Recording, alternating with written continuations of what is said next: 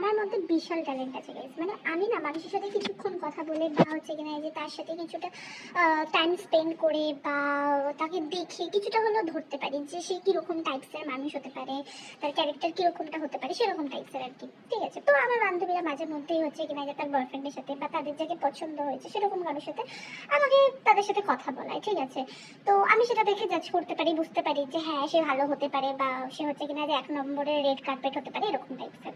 But প্রসঙ্গটা যখন আমার দিকে আসবে না, আমি তখন পুরো আবোলদা হয়ে যাব। মানে ভাবনার বাইরে আমার তখন কি লেভেলের বর্ণান্ধতায় ভুগবো। মানে হঠাৎ করে আমার চোখে একটা প্রবলেম তৈরি হবে, আমি সব লাল জিনিসগুলোকে সবুজ দেখতে শুরু করবো। মানে আমার ভিতর থেকে আসবেই না জিনিসটা যে সে হচ্ছে ভুল হতে পারে বা সে হচ্ছে কিনা যে তার খারাপ দিকও থাকতে পারে। আমার ভিতরে আসবে না, আমি তার সমস্ত রকম শুধু ভালো দিক দেখতে পাবো, আমার ভিতরে কোনো খারাপ দিক আসবেই না।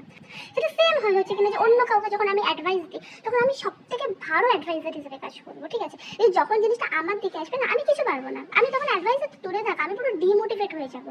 আমার ভিতরে সব মোটিভেশন হঠাৎ করে গায়েব হয়ে যায়, আমি জানি না কোথায় আমার দিক থেকে যখন কিছু আসে তখন আমি আমি কোথায় হারিয়ে যাই কে জানে। চক্ষু বিশেষজ্ঞ আমার এই বর্ণান্ধতা দূর করতে পারবে না তখন।